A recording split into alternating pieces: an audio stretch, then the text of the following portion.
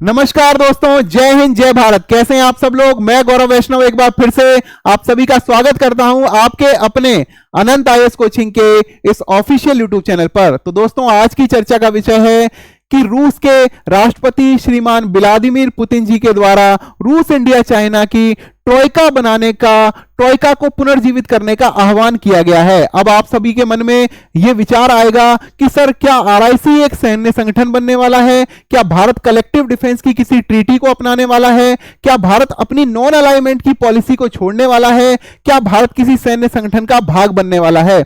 ये सभी विचार आपके मन में, ये सभी प्रश्न आपके मन में आ रहे होंगे। तो दोस्तों, निसंदेह इन सभी प्रश्नों के ऊपर हम चर्चा करेंगे। तो जल्दी से ये जान लेते हैं कि ये विचार कैसे, ये जो चर्चा का विषय है, ये जो खबर है, ये कैसे चर्चा में आई। तो दोस्तों, हाल ही में रूस के राष्ट्रपति व्लादिमीर पुतिन जी के द्वारा यह कहा गया कि अब आरआईसी यानी रूस इंडिया चाइना के ट्रोइका को पुनर्जीवित करना चाहिए। तो पुनर्जीवित करने की बात तो तब आती है जब आरआईसी जैसा संगठन कोई पहले से बना हो। तो दोस्तों, बिल्कुल आरआईसी जैसा संगठन बना हुआ है और लेट 90s में आरआईसी का एक संगठन बन गया था और इस पर अभी तक 20 से ज्यादा मुलाकात हमारे जो शिखर नेता हैं, नेतृत्व हैं, अधिकारी हैं, उनकी चर्चाएं, उनके मंत्रियों की चर्चाएं और बहुत सारे अन्य संगठन हैं जो नॉन स्टेट एक्टर्स हैं, उनके बीच में भी बातें हो चुकी हैं। तो अभी इसको पुनर्जीवित करने की आवश्यकता क्या हुई? क्या ये मृत हो गया है संगठन? ये सभी बातों पर हम चर्चा करेंगे। तो दोस्तों, सबसे पहले जान लेते हैं कि ये जो खबरें आ रही हैं ये किस वजह से आ रही हैं। तो दोस्तों, आप सभी को पता है कि हाल ही में एक टैरिफ वॉर चला हुआ था। चाइना, अमेरिका, इंडिया और विश्व के 26 देशों के बीच में एक टैरिफ वॉर चला हुआ था, जिसको इनिशिएट किया था डोनाल्ड ट्रंप, जो कि अमेरिका के राष्ट्रपति हैं, उनके द्वारा इनिशिएट किया गया था। उन्होंने चाइना के ऊपर 100% से ज्यादा टैरिफ लगा दिया था और बदले में एक रेसिप्रोकल टैरिफ भी चाइना के द्वारा लगा दिया गया था। तो इस तरह से 26 देशों के ऊपर इन्होंने टैरिफ बढ़ा दिया था। तो जो रूस के राष्ट्रपति हैं व्लादिमीर पुतिन जी, उन्होंने कहा कि अब हमें टैरिफ, ट्रेड और ट्रंप से डरने की जरूरत नहीं है कि ये जो गीदड़ भपकियां जो दी जा रही हैं, इससे अब हमें डरने की जरूरत नहीं है कि मैं टैरिफ लगा दूंगा, 100% टैरिफ लगा दूंगा। तो व्लादिमीर पुतिन जी के द्वारा यह आह्वान किया गया है कि यदि इंडिया, रशिया, चाइना, जिनके पास एक बड़ा एरिया है, पैसिफिक ओशियन जिनके पास है, जिनके पास इंडियन ओशियन भी जिनसे तट पर लगता है, उन कंट्रीज को ट्रेड को लेकर परेशान होने की ज्यादा जरूरत नहीं है, क्योंकि दुनिया का 70% ट्रेड तो पैसिफिक एशियन और इंडियन ओशियन से होकर गुजरता है। इसलिए अब हमें ट्रंप टैरिफ और ट्रेड से डरने की जरूरत नहीं है। तो अब हमें यह बात समझनी चाहिए कि आरआईसी की जो ये बात चल रही है, ये किन खबरों से ये जो चर्चा का विषय बना हुआ है। तो ये देखिए आप, time to revive RIC troika, Russian says India China have reach agreement to calm border situation. India और चाइना के बीच में बॉर्डर सिचुएशन जो है वो शांत हो चुकी है और अब इन्हें ट्रोइका को पुनर्जीवित करने के लिए काम करना पड़ेगा। यहीं पर जो विदेश मंत्री हैं रूस के, सरगेई लेवरोव, इन्होंने भी कहा push for the revival of the Russia India China Troikaa. India news और ये टाइम्स ऑफ इंडिया की खबर है। ऐसी बहुत सारी खबरें आई हैं। अब हम ये जान लेते हैं कि ट्रोइका क्या होता है। तो ट्रोइका एक रूस में एक गाड़ी को कहा जाता है, एक स्लेज को कहा जाता है, जिसको 3 घोड़े मिलकर खींचते हैं। तो अभी यहां पर आप ये समझ सकते हैं कि रशिया, इंडिया, चाइना को ये घोड़े रिप्रेजेंट कर रहे हैं। तो आप सभी ये भी जानते हैं कि हमारे हिंदू धर्म में भी 7 घोड़े मिलकर भगवान सूर्य का रथ खींचते हैं। ये 7 किरणें हैं जो मिलकर भगवान सूर्य का, भगवान भास्कर का रथ खींचते हैं। तो वही वाला कॉन्सेप्ट है, रशिया, इंडिया, चाइना। अभी आप देख सकते हैं ये आपका इंडियन ओशियन है, यहां पर आपका पैसिफिक ओशियन है, यहां पर ये पूरा विस्तार आप देख सकते हैं रशिया का। ऊपर आर्कटिक ओशियन जितना है, उत्तरी ध्रुव महासागर है, वो पूरा रशिया से टच करता है। इधर ईस्ट चाइना सी, साउथ चाइना सी और ये अपना पैसिफिक ओशियन, ये पूरा इधर चाइना से टच करता है और इधर ये पूरा इंडियन ओशियन है, हिंद महासागर है, जिसका नाम ही भारत के नाम पर पड़ा है। ये पूरा इधर टच करता है और विश्व के 70% ट्रेड पर ये जो 2 महासागर हैं यहीं से होकर होता है। तो इसीलिए यदि आरआईसी, ये तीनों कंट्री आप सभी को पता है कि ब्रिक्स में भी साथ में है पहले से ही, और ब्रिक्स में अब 10 देश हो गए हैं, ब्रिक्स में ये साथ में है, और साथ में ही SCO संघाई कॉपरेशन ऑर्गेनाइजेशन में भी ये पहले से ही साथ में है। तो इसका मतलब इनको पहले से ही मतलब एक ऑर्गेनाइजेशन के रूप में सहयोग करने का इनका पहले का एक्सपीरियंस है। और RIC की भी अगर हम बात करें तो इसमें भी 20 से अधिक मीटिंग हो चुकी हैं। RIC की जो परिकल्पना है मूलतः 1990 के दशक में की गई, जिसके रूस के पूर्व प्रधानमंत्री येवजेनी प्राइमाकोव के द्वारा की गई थी। और ये कब शुरू की गई? ये 1998 में, लेट 90s में शुरू की गई। और उस समय येवजेनी प्राइमाकोव 1 या 2 साल के लिए प्रधानमंत्री बने थे, और इन्होंने भारत के प्रधानमंत्री स्वर्गीय श्री अटल बिहारी वाजपेयी जी के साथ मिलकर RIC को बनाया था। और उस समय विश्व व्यवस्था को बहुध्रुवीय बनाने के लिए, आप सभी को पता है कि कोल्ड वार के दौरान विश्व 2 ध्रुवों में बट गया था। साम्यवादी व्यवस्था है उसको USSR देखता है, यानी सोवियत संघ उसका नेतृत्व करता था, और जो कैपिटलिस्ट है, जो पूंजीवादी जो ध्रुव है, उसका नेतृत्व करता अमेरिका था। ठीक है, तो विश्व 2 ध्रुवों में ना बटे, क्योंकि 2 ध्रुव में जब विश्व बटता है तो वहां पर एग्रेशन ज्यादा होता है, जैसे आपने कोल्ड वॉर में देखा ही। तो एग्रेशन कम हो, इसलिए विश्व को बहुध्रुवीय बनाना चाहिए। बीते समय में 20 से अधिक बार तीनों की अलग अलग बार मीटिंग हो चुकी है, अलग अलग जो स्तर पर हो चुकी हैं, विदेश मंत्री के स्तर पर, व्यापारिक साझेदारों के स्तर पर, आर्थिक संस्थाओं के स्तर पर, और सुरक्षा विशेषज्ञों के स्तर पर हो चुकी हैं। और अब आपके मन में ये विचार आएगा कि यदि 20 से अधिक मीटिंग हो चुकी है तो अब मीटिंग हो क्यों नहीं रही है? तो इसके ऊपर भी हम आपको बताएंगे। सबसे पहले हम आपको बताएंगे ये वो कार्यकाल है 1998 से लेके 1999 का, जब येवजेनी प्रिमाकोव रूस के प्राइम मिनिस्टर थे, और उसके बीच में एक प्राइम मिनिस्टर और रहे हैं, सर्गेई स्टेपशिन, और उसके बाद आ गए आपके व्लादिमीर पुतिन जी, जो अभी वर्तमान में राष्ट्रपति हैं रूस के। तो इन्होंने 1999 से लेकर 2000 तक एक कार्यकाल देखा प्रधानमंत्री के रूप में, और उसके बाद 2000 से लेकर 2008 तक ये राष्ट्रपति रहे।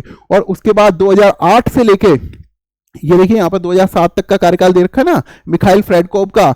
उसके बाद 2008 से लेकर 12 तक ये प्रधानमंत्री रहे, और अब 2012 से लेकर लगातार 2025 तक व्लादिमीर पुतिन जी रूस के राष्ट्रपति बने हुए हैं। तो इसलिए इनका अहम योगदान रहा है। अब हम बात करेंगे USSR की। सोवियत संघ 1991 में सोवियत संघ टूटकर बिखर गया और अलग अलग जो देश हैं उनके रूप में बिखर गया। इसके लिए आप ब्लेवोजा डिक्लेरेशन पढ़ सकते हैं, अल्मा आटा डिक्लेरेशन पढ़ सकते हैं, कॉमनवेल्थ ऑफ इंडिपेंडेंट स्टेट के बारे में आप जान सकते हैं। जब भी आप कोई भी मतलब जैसे UPSC की तैयारी करने वाले कोई बच्चे हैं, जब वो कोई टर्म देखें तो उससे रिलेटेड विकिपीडिया पर सर्च जरूर करें, सारी जितने भी उसके डायमेंशंस है जरूर सर्च करने चाहिए। अब हम बात करेंगे ये इसमें कौन कौन से देखते, तो ये आपके बाल्टिक स्टेट हो गए, आपका ये सेंट्रल एशिया हो गया, और आपके यहाँ पे रूस, ये क्या कहते हैं, बेलारूस हो गया, आर्मीनिया हो गया, अजरबैजान, यूक्रेन, आर्मीनिया और मोल्डोवा, जॉर्जिया, ये सभी कंट्रीज आपके USSR में शामिल थे। तो 15 देशों का यह संगठन था जो कि टूट गया। और 1991 में ही भारत के ऊपर भी आर्थिक संकट आया, भारत को अपना सोना गिरवी रखना पड़ा, और IMF में जाके, और तब जाके भारत को कुछ कर्जा मिला। और भारत में ये आप देख सकते हैं कि 3 हफ्ते का ही आपको RBI ने देखिए क्रेडिट देना बंद कर दिया था, विदेशी मुद्रा का इतना कम रह गया था कि इससे मुश्किल से 3 सप्ताह का आयात संभव हो पाता। तो ऐसी स्थिति में भारत को LPG की नीति अपनानी पड़ी, क्योंकि भारत जो है वो समाजवाद की ओर भारत का झुकाव ज्यादा था, पूंजीवाद की ओर कम था। लेकिन LPG के रिफॉर्म भारत में 1991 में करने पड़े, तो आर्थिक रूप से भारत के ऊपर भी एक संकट आया।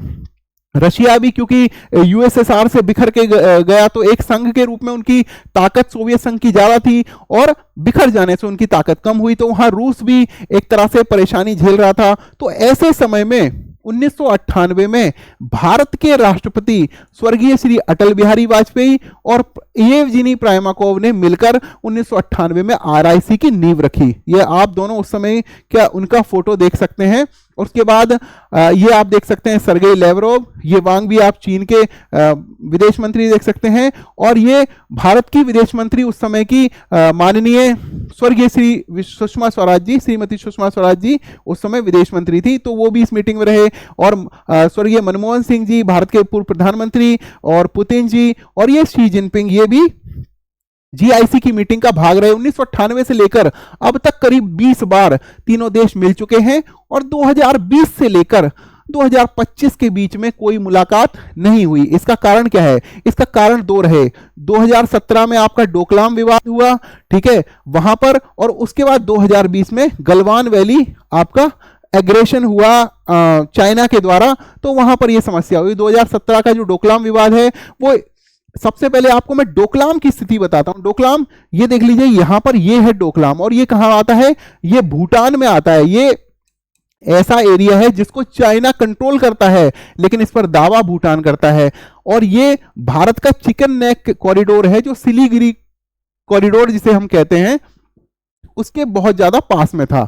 तो उसमें हुआ क्या कि ये जो एग्रेशन हुआ, यहां पर चाइना कुछ कंस्ट्रक्शन वर्क कर रहा था, उसको रोकने के लिए इंडिया ने विरोध किया, और काफी एग्रेशन के बाद इस पर लगाम लगी, इसको बंद किया गया। लेकिन उसके बाद भी चाइना ने फिर एग्रेशन दिखाया और चाइना ने 500 सैनिकों के साथ फिर से सड़क निर्माण शुरू कर दिया। तो वहां पर एग्रेशन की स्थिति बनी रही, लेकिन वो जैसे तैसे विवाद निपटा। उसके बाद 2020 में क्या हुआ? 2020 में गलवान वैली पर भारत चीन सीमा पर विवाद हो गया। हुआ क्या कि पीएलए के कुछ सैनिक, यानी चाइना की आर्मी के कुछ सैनिकों रॉड, कांटेदार रॉड को लेकर आए, और काफी संख्या में आए, और भारतीय सैनिकों पर उन्होंने हमला बोल दिया। तो वहां पर विवाद हुआ गलवान वैली में, और इसके कारण 2020 में आरआईसी की जो मीटिंग है, रूस इंडिया चाइना की जो त्रिस्तरीय मीटिंग है, जो त्रिपक्षीय जो मीटिंग है, वो बंद हो गई। और उसके बाद 2025 तक इस पर कोई भी चर्चा नहीं हुई।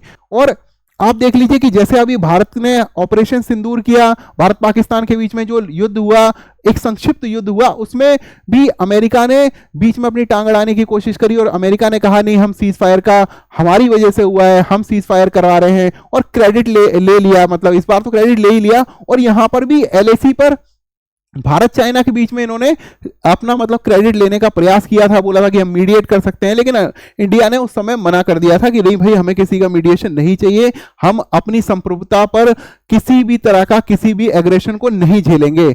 और उस तरह से फिर चाइना ने क्या हुआ कि क्योंकि इंडिया में बायकॉट चाइना का कैंपेन चल गया, जब ये गलवान वैली वाला विवाद हुआ ना, तो इंडिया में सोशल साइट जो है ना, वो बायकॉट चाइना से भर गई। अब लेकिन चाइना ने ये कहा कि ये देखिए, ये जो पैंडा है, ये कार्टून के द्वारा दिखाया गया, और ये ग्लोबल टाइम्स, ये चाइना का अखबार है, ये कह रहा है कि ये भारत है हाथी और ये पैंडा, इन दोनों के बीच में लड़ाई कराने का काम कौन कर रहा है? ये देखिए लिखा हुआ फाइट फाइट फाइट। तो ये अमेरिकी जो जोकर है, ये एक जोकर दिखा रखा है, अमेरिका का झंडा दिखा रखा है, बोला कि अमेरिका हमको लड़ाने का प्रयास करता है। तो ये जो बायकॉट चाइना है, ये एक्चुअल में अमेरिका के द्वारा, अमेरिकी जो समाचार एजेंसी है उनके द्वारा प्रपोज किया गया है। अमेरिकी stands with India against Chinese intimidation USA. ये देखिए 2022 में फिर ये खबर आई, ठीक है, जिसमें रूस को अमेरिका जो है वो इंडिया को उकसाने का प्रयास कर रहा था कि भाई आप चाइना के खिलाफ एग्रेशन दिखाइए और हम आपको सपोर्ट करेंगे। तो एक तरह से इंडिया को भड़काने का प्रयास किया गया। लेकिन भारत की जो विदेश नीति है उसके बारे में आपको बताऊंगा कि हमारी विदेश नीति जो है वो पंचशील के सिद्धांत पर चलती है। हमारी जो विदेश नीति है वो नो फर्स्ट यूज के सिद्धांत पर चलती है। हमारी जो विदेश नीति है वो सहिष्णुता और क्या कहते हैं, विश्व को वसुधैव कुटुंबकम की एक अवधारणा पर चलती है। इसीलिए भारत कभी भी एग्रेशन पहले नहीं दिखाता है। अभी आप देखिए क्वाड्रिलेटरल सिक्योरिटी डायलॉग, ये अमेरिका ने कहा कि भाई ठीक है, आपका आरआईसी तो अब क्या कहते हैं खत्म हो गया एक तरह से, क्योंकि आपके बीच में इतना एग्रेशन चल रहा है, आपकी सीमा पर विवाद चल रहा है, तो क्यों ना आप क्वाड को ज्वाइन कर लीजिए। तो इसमें ऑस्ट्रेलिया, इंडिया, जापान और यूनाइटेड स्टेट, ये क्वाड बनाने का प्रयास किया। और इसकी एक एक्सरसाइज भी होती है, जॉइंट एक्सरसाइज होती है, जिसे एक्सरसाइज मालाबार कहते हैं। अभी आप कभी प्रश्न आए तो आप जरूर इसका उत्तर दें कि क्वाड के जो 4 देश हैं उनके बीच में एक्सरसाइज मालाबार होती है। तो ये जो डायलॉग है ये वाला शुरू हो गया। तो अमेरिका ने भारत को अपने पक्ष में करना चाहा, ठीक है। और इस पर चाइना का जो रिएक्शन आया वो क्या कहता है कि क्वाड जो है ना, किसी भी तरीके से चाइना को हार्म मतलब हानि पहुंचाने में इनकेपेबल है, ठीक है। और इसको जो ये देख लीजिए, आपको अलग अलग जो राष्ट्राध्यक्ष हैं उनको यहाँ पर दिखाया गया है, हाथी से रूप से इंडिया को दिखाया गया है, कंगारू से चाइना को, वो ऑस्ट्रेलिया को दिखाया गया, और ये जापान को दिखाया गया है, और ये अमेरिका को दिखाया गया है। ये जो टोपी है इसमें आप देख सकते हैं। तो इस तरह से ये बताया गया। लेकिन भारत जो है, भारत ब्रिक्स का भी सदस्य है, और भारत एससीओ का भी सदस्य है। कहने का मतलब ये जो रशिया, इंडिया और चाइना, ये जो तीनों कंट्रीज हैं, ये ऑलरेडी आपका एससीओ में भी हैं और ब्रिक्स में भी हैं। तो इसीलिए वहां पर पहले से ही सहयोग के जो कदम है वो उठाए जा चुके हैं, उठाए जाते रहे हैं। तो इस पर क्या हुआ कि रशिया ने जब ये देखा कि इन दोनों के बीच में, इंडिया और चाइना के बीच में विवाद बढ़ रहा है और अमेरिका उसका मतलब फायदा उठा रहा है, तो इस ऐसे में जो कजान में ब्रिक्स की मीटिंग हुई 2024 में, कजान कहां पे है? कजान रशिया में है। तो ब्रिक्स 2024 में जो मीटिंग हुई, इसमें रशिया ने यह प्रयास किया कि इंडिया और चाइना दोबारा से हैंडशेक करें, मिल जाएं। तो ये फोटो भी आप देख सकते हैं, जिसमें आप जो आपके चाइना के जो राष्ट्रपति हैं शी जिनपिंग और भारत के माननीय प्रधानमंत्री श्री नरेंद्र मोदी जी को आप देख सकते हैं, इन्होंने हैंडशेक किया। तो ये रशिया ने एक प्रयास किया कि आपस में आप हैंडशेक करिए, और तब ये चर्चाएं उठी कि क्यों ना ब्रिक्स की ही एक मुद्रा लेकर आई जाए। डॉलर का जो मतलब आप अगर देखें तो एसडीआर जो है, आईएमएफ का जो एक्सडीआर है, उसमें 43 से 44% जो योगदान है वो अमेरिका के डॉलर पर है। दूसरे नंबर पे यूरो है जो कि 23% के करीब है, और उसके बाद आपका चाइनीज येन आता है। तो यहां पर इन्होंने कहा कि क्यों ना हम एक ब्रिक्स की करेंसी बना लें, और ब्रिक्स पे मैकेनिज्म पे के ऊपर 2024 में बात हुई।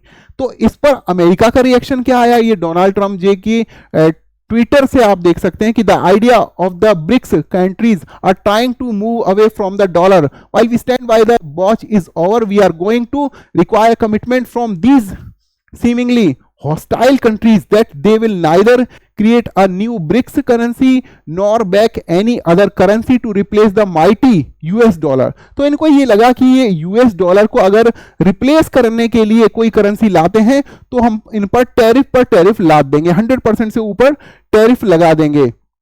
तो ये वाली बात हुई। तो ऐसे में इंडिया ने क्या किया? इंडिया के लिए हमेशा से ही, भारत के कोई भी राष्ट्राध्यक्ष रहे हों, भारत की इतनी बड़ी पॉपुलेशन है तो भारत हमेशा सोच समझकर काम करता है। भारत ने कहा कि किसी सैन्य संगठन का या किसी भी गतिरोध का भाग या किसी एग्रेशन का भाग होने से ज्यादा महत्वपूर्ण है हमारे भारत के जो लोग हैं उनको रोटी कपड़ा मकान, उनको आर्थिक समस्याएं ना हो। इसलिए भारत चाहता है कि ट्रेड जो है, ट्रेड बहुत ही इंपॉर्टेंट पार्ट है किसी देश की अर्थव्यवस्था को, किसी देश की में न्याय व्यवस्था को, किसी देश में सामाजिक व्यवस्था को, सभी चीज को चलाने के लिए वहां पर मतलब हर एक व्यक्ति को वितरणात्मक न्याय देने के लिए जरूरी है कि पैसे बने रहें और मुद्रा बनी रहे, और मुद्रा बनने के लिए आपको ट्रेड करना पड़ेगा। यदि ऐसे में ट्रेड के ऊपर टैरिफ बहुत ज्यादा लाद दिए जाए और भारत को यदि वहां पर घाटा हो, तो ऐसे में भारत की जो पॉपुलेशन है उसके सामाजिक आर्थिक हकों को या उसको न्याय देने में समस्या आ सकती। तो भारत ने वहां पर एक फैसला लिया कि भाई हम जो डॉलर से दूर नहीं जा रहे हैं, अभी फिलहाल ऐसी कोई बात नहीं हुई, ऐसी चर्चा जरूर हुई है, ऐसी कोई बात नहीं हुई। तो भारत ने वहां पर अपना क्या कहते हैं, अपना पक्ष क्लियर किया कि भाई ब्रिक्स करेंसी अभी हाल फिलहाल में कोई ऐसी नहीं आ रही है और अभी हम डॉलर से दूर नहीं जा रहे हैं। तो वहां पर भारत ने अपना पक्ष क्लियर किया क्योंकि उस समय की मांग यही थी। अब हुआ क्या कि इस वजह से क्या हुआ कि जो रशिया और चाइना भी थोड़ा छिटक गए, दूर छिटक गए कि भाई जब भारत ने ये ब्रिक्स करेंसी से दूर जाने की बात कही और डॉलर के प्रति अपना मतलब जुड़ाव की बात करी, तो वहां पर ये समस्या हुई। अब ऐसे में क्या हुआ कि जब भारत की कहीं ना कहीं विदेश नीति है वहां पर कोई ना कोई थोड़ी सी कमी महसूस की गई। इसीलिए क्या हुआ कि जब अभी बांग्लादेश के जो ये अभी कार्यकारी अध्यक्ष जो भी बनाए गए हैं यूनुस खान, जब ये भारत में के जो 7 सिस्टर्स हैं उनके बारे में बयान देके जब आए, तो वहां पर भी क्या हुआ कि विरोध तो बहुत हुआ लेकिन किसी ने बहुत ज्यादा साथ नहीं दिया। और इंडिया का पाकिस्तान के साथ जो युद्ध हुआ, यहां पर तो चाइना ने सीधा सीधा सपोर्ट किया, किसको? पाकिस्तान को किया। और रशिया ने भी अपना बोला कि आप भाई आपसी समझदारी से इसको मतलब सुलझा सकते हैं, आप नेगोशिएशन कर सकते हैं। तो वही वाली बात जो अभी तक हम कर रहे थे, तो वही वाली बात जैसे भारत ने यूक्रेन और रूस के मामले में कहा कि भाई आप नेगोशिएशन कर सकते हैं, तो वही उन्होंने जुमला हमें भी चेप दिया। ठीक है, तो ये समस्या हुई। तो अब भारत को कहीं ना कहीं या ये समस्या लगी होगी कि भाई हाँ, रूस, इंडिया और चाइना का जो गठबंधन है वो ये जरूर होना चाहिए। एक तो जो ये रीजन है, इसमें एक तो शांति रहेगी, भारत आर्थिक रूप से भी सशक्त बना रहेगा, और जो एग्रेशन है अमेरिका का, बार बार अमेरिका इंडिया को बोलता है कि भाई आप टैरिफ किंग हैं, आप सबसे ज्यादा टैरिफ लगाते हैं, हम आपके ऊपर टैरिफ लगाएंगे। तो और अभी तो जो बयान दिया गया कि आप युद्ध नहीं रोकेंगे तो हम क्या कहते हैं तुम्हें व्यापार नहीं देंगे। तो ये जो छीटाकसी है, ये जो दबाव है, कि कहीं ना कहीं भारत भी इस दबाव से बाहर निकलना ही चाहता है। और यदि आप सभी देखें तो मतलब इंडिया और चाइना के आपस में व्यापार बहुत बड़ा होता है, बहुत मतलब बिलियंस में, मतलब 100 ऑफ बिलियंस में व्यापार होता है। तो इसलिए आप ये भी मान सकते हैं कि रूस, इंडिया और चाइना का जो गठबंधन है वो बहुत जरूरी भी है। अभी आप देखेंगे कि जब पाकिस्तान के खिलाफ इंडिया ने S-400 मिसाइल का यूज किया और भारत ने बिल्कुल पाकिस्तान के परखच्चे उड़ा के रख दिए, तो इसमें अहम योगदान रहा S-400 मिसाइल का। और S-400 मिसाइल हमें कहां से मिली? वो हमें रशिया के द्वारा मिली। तो ये भी मतलब ये जो डायमेंशंस हैं ये हमें बिल्कुल देखने चाहिए। और ये जो खबरें आ रही हैं, भारत को निश्चित रूप से इस पर विचार करना चाहिए। हालांकि जरूरी नहीं है कि कोई सैन्य गठबंधन ही बने, लेकिन ये तीन कंट्रीज जो इंडियन ओशियन और पैसिफिक ओशियन, जो कि विश्व के व्यापार का एक बहुत बड़े हिस्से को कंट्रोल करता है, अगर रहने वाली ये तीनों कंट्री जो बड़ी कंट्री हैं, इनका एरिया भी बड़ा है, ये साथ अगर होंगी तो निश्चित रूप से तीनों कंट्रीज को इसका फायदा मिलेगा। अभी हाल ही में एक खबर भी आई थी इसी बीच में, जिससे लोगों, जो भारतीय लोग थे, उन्होंने इस खबर को पढ़ के उनका थोड़ा सा मनोबल डाउन हुआ। लेकिन स्पुतनिक इंडिया ने ये बताया कि भाई जो ये मल्टी बिलियन जो डील है, ये पाकिस्तान ने बोला कि रशिया ने इनको व्यापार दिया, इनके साथ कोई मल्टी बिलियन डॉलर की डील की, तो ये वाली जो बात है ये गलत है, ये गलत है। ये खारिज की गई किसके द्वारा? स्पुतनिक इंडिया ने इस खबर को खारिज किया गया। इन्होंने फैक्ट चेक किया गया कि कोई ऐसी मेगा डील नहीं हुई है रूस और पाकिस्तान के बीच में। ठीक है, अब पाकिस्तान तो ऐसा भिखमंगा देश है ना कि वो कभी अमेरिका के पास मांगने पहुंच जाता है, वो कभी चाइना के पास मांगने पहुंच जाता है, अगर वो रशिया के पास भी मांगने पहुंच जाएगा। हालांकि इसमें कोई आश्चर्य वाली बात नहीं है कि जो भिखमंगे देश होते हैं वो तो कहीं भी मांगने पहुंच जाते हैं, लेकिन फैक्ट चेक करके बताया गया कि ऐसी कोई बात नहीं हुई है। तो दोस्तों, इस बात पे हमने पर्याप्त चर्चा कर ली है, और निश्चित रूप से भारत की जो विदेश नीति है वो वसुधैव कुटुंबकम के साथ में अपने जो लोग हैं, अपने नागरिक हैं, उनके आर्थिक सामाजिक न्याय के लिए भी बात करती है, उसको उनकी रक्षा करने के लिए भी निश्चित रूप से कार्यरत रहती है। और अभी हमने ऑपरेशन सिंदूर में ये देख लिया कि भारत के जो निर्दोष नागरिक हैं उनके ऊपर आतंकवादी घटनाओं, जो मतलब घटना हुई, उसका भारत ने कितना मुंह तोड़ जवाब दिया, और भारत ने सैकड़ों आतंकवादियों को नष्ट कर दिया। तो इन्हीं सब शब्दों के साथ हम आज के इस वीडियो को विराम देंगे। आशा करता हूं कि आप सभी को हमारा ये वीडियो अच्छा लगा होगा। तो दोस्तों, चलते चलते मैं आप सभी को ये भी बताऊंगा कि हमारा आरोहण बैच शुरू होने वाला है, और ये 15 जून से हम स्टार्ट करेंगे। जो बच्चे यूपीएससी की तैयारी कर रहे हैं उनको जीएस फाउंडेशन का पूरा कोर्स हम कराएंगे। इसकी शुरुआत में फीस 17,999 रखी गई थी, लेकिन इस साल के लिए 2024 के लिए हमने इस फीस को खत्म कर दिया है, और 1 रुपया मात्र, जो कि एक टोकन है कि कितने बच्चों ने ये कोर्स लिया है उसको जानने के लिए, तो 1 रुपया मात्र इसकी फीस रखी गई है। इसमें आप जीएस फाउंडेशन के सभी कोर्सेज आप करेंगे। आप हमारी एप्लीकेशन अनंत कोचिंग ऑफिशियल पर जाकर इसके सभी डिटेल्स चेक कर सकते हैं। अगर आपको कोई क्वेरी है तो आप अनंत आईएएस कोचिंग के इस मोबाइल नंबर पर व्हाट्सएप कर सकते हैं। तो दोस्तों, ये कोचिंग नहीं है, ये आपका सहयोग है। ये ऑनलाइन मोड में होने वाली है।